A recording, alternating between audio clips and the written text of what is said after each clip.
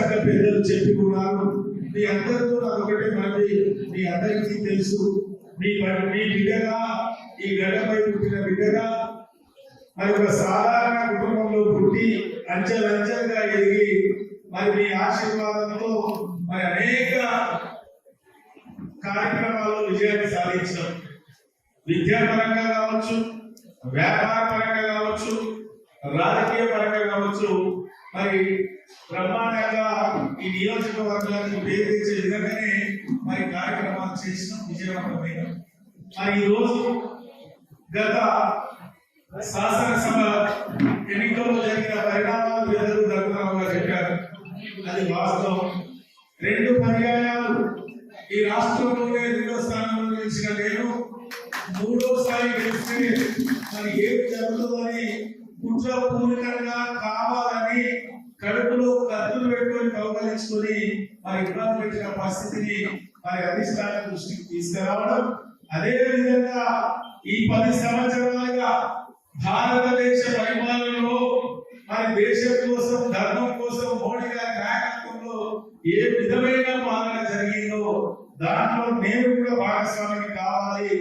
ఈ భారతదేశం సుభిక్షంగా, సుభద్రంగా ఉండాలి అంటే మరి మోడీ గారు రావాలి అని దాంట్లో నేను కూడా చేరి మీతో ఒక నాయకత్వం పనిచేయడానికి సిద్ధంగా ఉన్నా. మరి మోడీ గారు ఆశీర్వదించి మరి పార్లమెంట్ అభ్యర్థిగా నీ వద్దకు పంపారు. మరి గెలిపించుకోవాల్సిన బాధ్యత, అవసరం మీ పైన ఉంది. గత పాలనలో సరి అయిన ప్రాథమిక విద్యను ఇంప్లిమెంటేషన్ లేకపోయినా మోడీ గారు దూరదృష్టితో మన వరంగల్ కావచ్చు, యావత్ భారతదేశంలో ఉన్న అన్ని రాష్ట్రాల పేద బడుగు బలహీన వర్గాల కోసం ఏం చేసిందో మీకు తెలుసు. ఈ రోజు మన నియోజకవర్గంలో మరి గ్యాస్ కనెక్షన్లు కావచ్చు, ముద్రా లోన్లు కావచ్చు, టాయిలెట్ కావచ్చు, సిసి రోడ్లు కావచ్చు, శ్మశాన వాటికలు కావచ్చు, డంపింగ్ యార్డ్ కావచ్చు, మరి పేదవారికి కావాల్సిన అనేక కార్యక్రమాలు సమకూర్చిన పరిస్థితి మీ కళ్ళలో ఉంది, మీ గ్రామంలో ఉంది, అది మీ గుండెల్లో ఉంది. ఈ రోజు నగరానికి సంబంధించి అది స్మార్ట్ సిటీ కావచ్చు, అది హెరిటేజ్ సిటీ కావచ్చు, అది అమృత్ కావచ్చు, గిరిజన యూనివర్సిటీ కావచ్చు, ఫ్యాక్టరీ కావచ్చు, NHI రోడ్స్ కావచ్చు, NH రోడ్స్ కావచ్చు, అనేక కార్యక్రమాలు మరి ప్రధానమంత్రి గారు మనకు అందించిన పరిస్థితి.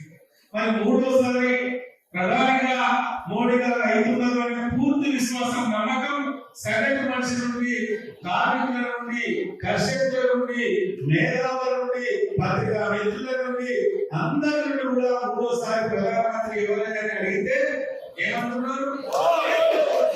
మరి మోడీ గారు అంటున్న తరుణంలో మరి మోడీ గారు బలపరిచిన ఈ బిడ్డను మీరు గెలిపించుకుంటే, ఈ సోదరుడిని మీరు గెలిపించుకుంటే, ఈ తమ్ముడిని మీరు గెలిపించుకుంటే మరి ఏ విధంగా మన పార్లమెంట్ ఏ విధంగా అభివృద్ధి చేస్తుందో ఒక్కసారి మీరు ఆలోచన చేయాలి.